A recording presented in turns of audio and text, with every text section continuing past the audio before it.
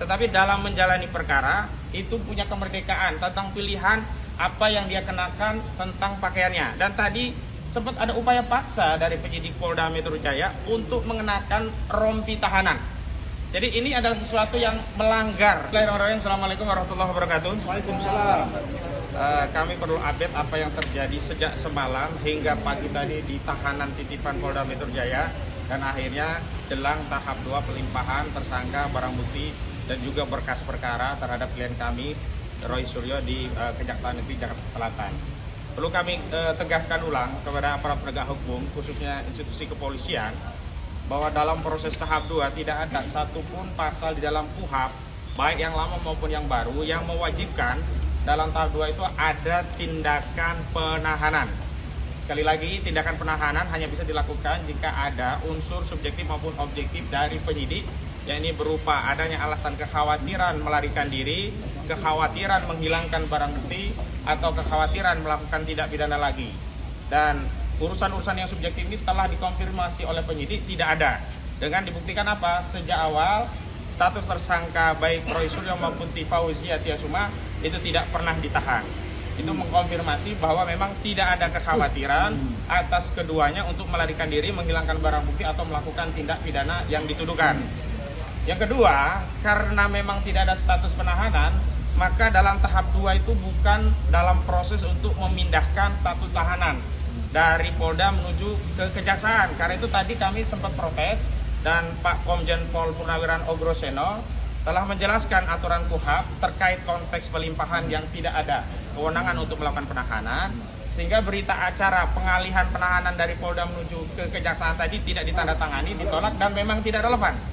Karena itu kami tadi sempat terjadi perdebatan tentang hal itu dan kami tegaskan klien kami hari ini tidak dalam status ditahan.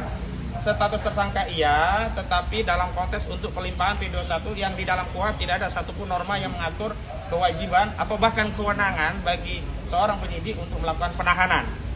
Yang ketiga, bahkan ini yang paling krusial, hak asasi manusia dari seseorang untuk merdeka dalam konteks menjalani perkara. Memang klien kami tidak merdeka karena berstatus tersangka, tetapi dalam menjalani perkara itu punya kemerdekaan tentang pilihan apa yang dia kenakan tentang pakaiannya. Dan tadi sempat ada upaya paksa dari penyidik Polda Metro Jaya untuk mengenakan rompi tahanan. Jadi ini adalah sesuatu yang melanggar. Karena apa? Tidak ada satupun undang-undang, ya KUHP ataupun KUHP yang mewajibkan dalam proses pelimpahan menggunakan rompi tahanan. Dan sekarang KPK, Komisi Pemberantasan Korupsi, setelah adanya KUHP yang baru pun sekarang tidak pernah memamerkan tersangka, bahkan tersangka korupsi ya, dengan baju tahanan. Kenapa? Karena ini sama saja melanggar asas presumption of innocence, asas praduga tidak bersalah. Klien kami hari ini hanya terduga dan belum ada satu putusan pengadilan yang berkekuatan hukum tetap, dan bahkan jangankan yang berkekuatan hukum tetap, pengadilan tingkat pertama pun belum ada. Jadi tidak ada status penjahat terhadap klien kami. Yang ada status penjahat itu adalah Sylvester Matutina. Karena Sylvester Matutina yang sudah inkrah, yang semestinya oleh Kejaksaan Negeri Jakarta Selatan ini dieksekusi, itulah yang harusnya dilakukan upaya paksa. Dan tadi sempat terjadi perdebatan karena polisi menganggap bahwa mengenakan rompi tahanan itu adalah bagian dari SOP kepolisian. Saya tegaskan, tidak boleh ada SOP yang melanggar undang-undang. Mereka ingin mentaati SOP, ya berarti itu adalah SOP dalam pengertian yang lain. Ya ini apa? Solo oligarki parcok. Yes. Itu yang kemudian saya kutip dari Pak Ogroseno. Kalau begitu memaksakan diri dengan melakukan penyematan rompi tahanan yang pada dasar KUHP-nya tidak ada dasarnya, berarti ini adalah kehendak dari Solo oligarki dan parcok. Dan saya sedih sekali, sangat sedih dan prihatin kalau aparat penegak hukum kita sekelas Polda Metro Jaya justru tunduk pada Solo oligarki dan parcok. Karena itu kami berkeyakinan institusi kejaksaan tidaklah seperti institusi kepolisian. Di tengah dahaga masyarakat akan keadilan di Republik ini, di tengah maraknya kezaliman, represi dan kriminalisasi yang terjadi kepada anak bangsa, kami berharap pihak kejaksaan tidak mengambil langkah seperti yang dilakukan oleh institusi kepolisian. Apa itu? Karena ini agendanya adalah tahap 2. Tahap 2 itu agendanya pelimpahan barang bukti, berkas perkara dan tersangka. Ya sudah itu saja. Jangan ditambahi dengan menitipkan pesan dari SOP lagi Solo oligarki dan parcok dengan memaksakan untuk menahan klien kami. Dan dalam proses penegakan hukum tidak ada satu pasal yang mewajibkan seorang tersangka itu untuk ditahan. Dan dalam persediaan pertarungan antara Haris Azhar dan Fathia Maulidiyanti dengan Luhut Binsar Panjaitan, yang gendus deliknya juga sama, fitnah dan pencemaran, itu tidak ada penahanan dan akhirnya dimenangkan oleh Haris Azhar dan Fathia Maulidiyanti. Karena itu Pak Jokowi, saya ingatkan Pak Jokowi, Anda bersikap gentle seperti Pak Luhut. Tidak perlu di belakang meja Anda menekan-nekan agar klien kami ditahan. Kenapa? Karena kalau sampai ditahan berarti sudah ada satu kekalahan telak pada kubu Joko Widodo. Yakni apa? Saudara Joko Widodo tidak memiliki sikap negarawan, tidak bisa dijadikan sebagai bapak bangsa, tidak bisa dijadikan panutan, apalagi kalau dia akan dijadikan teladan untuk keliling Indonesia dalam rangka memasarkan Partai Solidaritas Indonesia. Lalu apa yang mau kita harapkan dari sebuah partai jika teladannya justru tidak punya sikap negarawan, tidak bisa menjadi bapak bangsa yang ngemong seluruh anak bangsa meskipun punya pandangan berbeda. Jadi saya harapkan sebagai seorang yang bersikap negarawan itu menganggap semua anak bangsa itu anaknya. Kalaupun ada yang nakal tetap saja itu anak kita, bukan musuh kita. Tapi hari ini saudara Joko Widodo telah mengumumkan bahwa yang berbeda dengannya dianggap musuh, bahwa yang berbeda dengannya itu harus dikriminalisasi, dipersekusi, bahkan hari ini direpresi dengan status tahanan. Sehingga dengan segala pertimbangan tersebut, maka kami berharap ada kebijakan dari institusi Kejaksaan Negeri tidak melakukan tindakan penahanan, terlepas bahwa tahapan pelimpahan ini bisa dilakukan dengan sebagaimana mestinya. Dan yang terakhir saya kira penting bagi kita semua, justru substansi masalahnya kan ijazah. Kita juga berkehendak agar masalahnya segera terungkap di ruang publik. Tapi kita tidak ingin merepetisi kasus Bambang Tri dan Gus Nur, di mana represi kekuasaan itu menghilangkan objektivitas dan kebenaran. Ketika keadilan itu serasa seperti barang langka yang meskipun bisa kita beli harus dengan harga yang sangat mahal. Dan kalau bicara tentang harga, tentulah kita orang biasa, orang kecil ini tidak akan mampu membayar harga keadilan jika berlawanan dengan orang yang pernah berkuasa selama 2 periode 10 tahun. Nah itu tinggal kami ketuk nurani rakyat untuk membersamai klien kami. Dan kami tadi juga sudah mengedarkan, sudah ada 50 dukungan berupa jaminan dalam rangka jaga-jaga ya, penangguhan penahanan. Dan mohon nanti yang lainnya kalau ada yang bisa memberikan jaminan ikut terlibat. Sekali lagi, rencana penangguhan kami baru opsional, karena kami juga akan menunggu sikap dari Kejaksaan Negeri. Tentu kami berharap permohonan itu tidak perlu kami sampaikan dengan kebijakan dari Kejaksaan Negeri tidak melakukan penahanan terhadap klien kami. Saya kira itu dari saya, mungkin Bu Nora atau yang lainnya mau menambahkan. Saya mengajak, mari kita sama-sama seluruh elemen untuk memberikan edukasi kepada masyarakat bagaimana cara berhukum yang benar dan baik. Bagaimana cara berhukum yang sesuai dengan norma-norma yang sudah diatur di dalam Kitab Undang-Undang Hukum Acara Pidana. Bukan melalui narasi di media sosial, bukan melalui narasi-narasi provokatif yang sifatnya hoax atau yang sifatnya tidak benar. Semua ketentuan prosedur ada rambu-rambunya. Kalau ada hal-hal yang merasa tidak tepat, ada mekanisme yang disebut pra-peradilan. Terkait tentang materi ya, ini terkait tentang materi proses penanganan yang dilakukan oleh Subdit Kamnek di Treskrim Polda Metro Jaya. Silakan Pak Dir. Pertanyaannya luar biasa, tajam. Baik, terima kasih rekan-rekan sekalian. Sebagaimana tadi diinformasikan oleh Pak Kabid Humas bahwa hari ini kami melaksanakan pelimpahan tanggung jawab tersangka dan barang bukti atas dugaan tindak pidana pencemaran nama baik maupun dokumen elektronik yang mana tersangka atas nama RS dan TT hari ini kami limpahkan tanggung jawab tersangka dan barang bukti ke Kejati DKI Jakarta. Tadi ditanyakan terkait dengan penangkapan maupun penahanan ataupun pemanggilan. Semua prosedur hukum yang diatur di dalam Kitab Undang-Undang Hukum Acara Pidana tentunya menjadi pedoman kami di dalam melaksanakan proses penyidikan terhadap perkara dimaksud. Jadi kami pastikan bahwa seluruh tahapan yang dilakukan oleh penyidik di Treskrim Polda Metro Jaya sudah sesuai dengan prosedur KUHAP. Kemudian yang kedua, intervensi. Kalau intervensi, saya kira lebih tepatnya ke mencoba menghalang-halangi atau mengganggu atau menghambat proses penyidikan ya. Karena upaya-upaya untuk supaya penyidikan ini terhambat atau penyidikan ini mengalami gangguan, ya tentunya penyidik tetap kita hadapi dengan bijak, kita hadapi dengan prosedur yang kita tempuh sesuai dengan KUHAP. Ya kalau adanya upaya-upaya atau mungkin sebagaimana teman-teman ketahui atau lihat ada yang mantan pejabat yang masih merasa menjadi pejabat dan lain-lain, kami tetap berpedoman pada KUHAP yang mengatur di dalam proses penyidikan ini.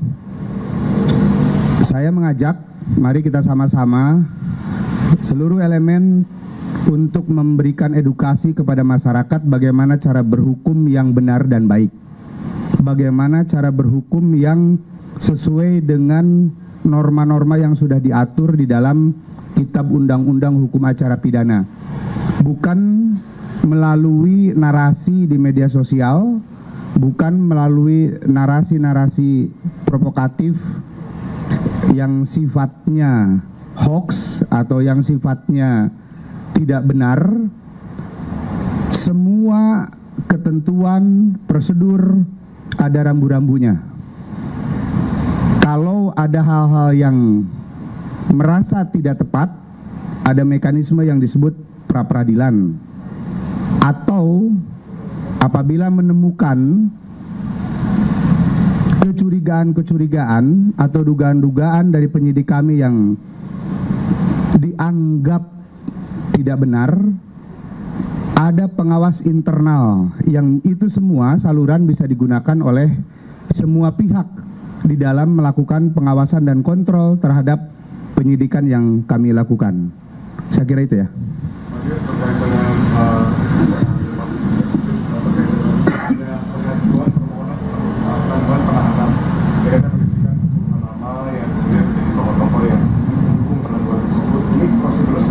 Sejauh mana, apakah ini akan mempengaruhi tahap 2 atau bagaimana? Hari ini tanggung jawab tersangka dan barang bukti sudah menjadi tanggung jawab dari pihak jaksa penuntut umum. Jadi prosedurnya silahkan diajukan ke Kejaksaan Tinggi DKI. Oke. Ya.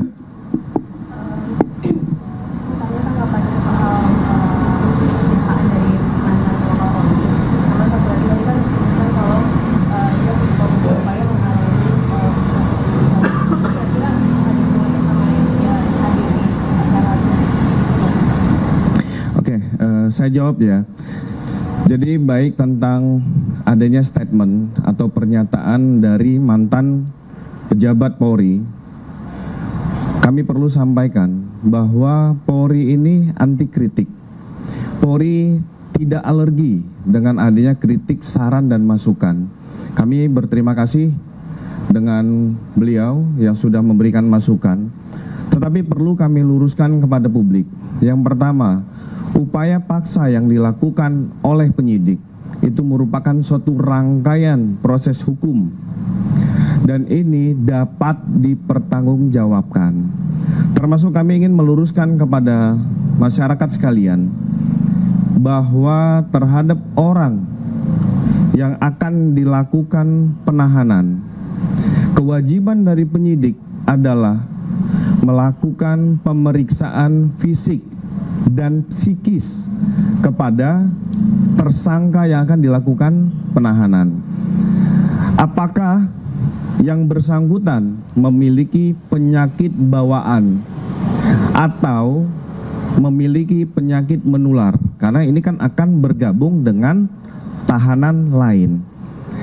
Untuk dilakukan pemeriksaan kesehatan tersebut di Rumah Sakit Polri Kramat Jati, kita pasti sudah mengetahui bahwa Rumah Sakit Polri Kramat Jati memiliki dokter perlengkapan yang lebih dibandingkan dokes yang ada. Sehingga ini memberi ruang penyidik menghormati hak azazi manusia.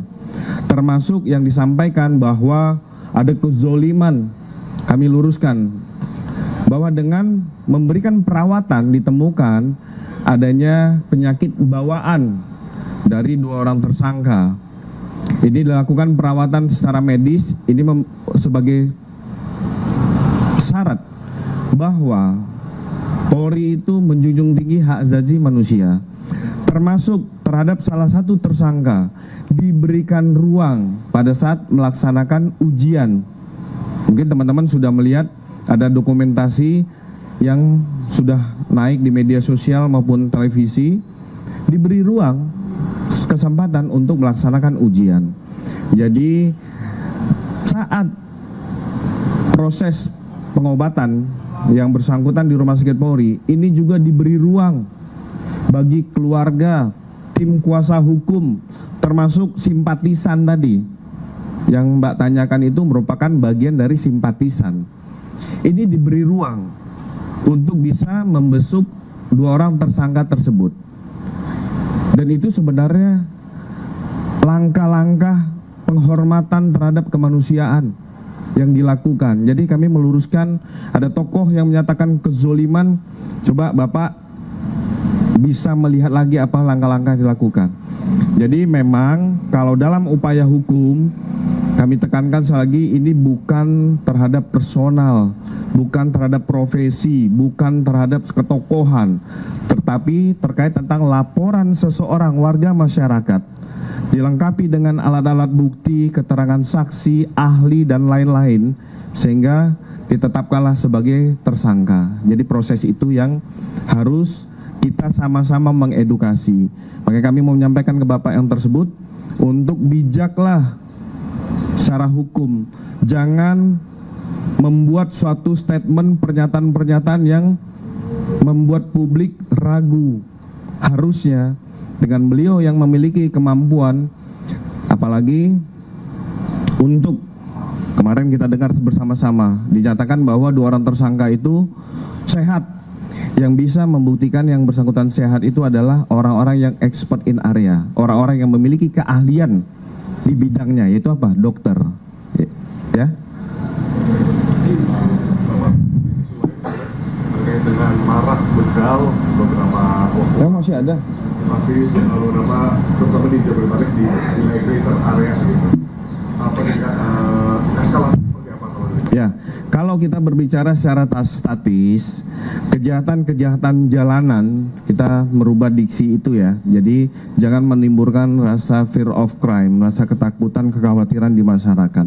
Dengan adanya upaya-upaya preemptif yang dilakukan serta preventif serta upaya langkah terakhir ultimum remedium yang dilakukan oleh Ditreskrim beserta jajaran, ini sudah mengecilkan ruang gerak terhadap pelaku-pelaku kejahatan jalanan.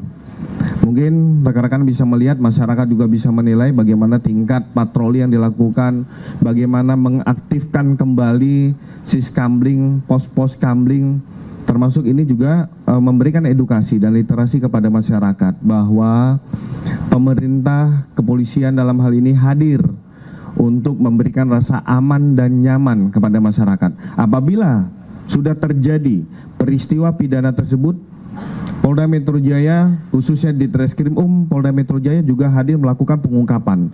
Lihat beberapa hal terjadi yang termasuk viral maupun tidak viral, ini secara cepat dilakukan pengungkapan oleh Ditreskrim.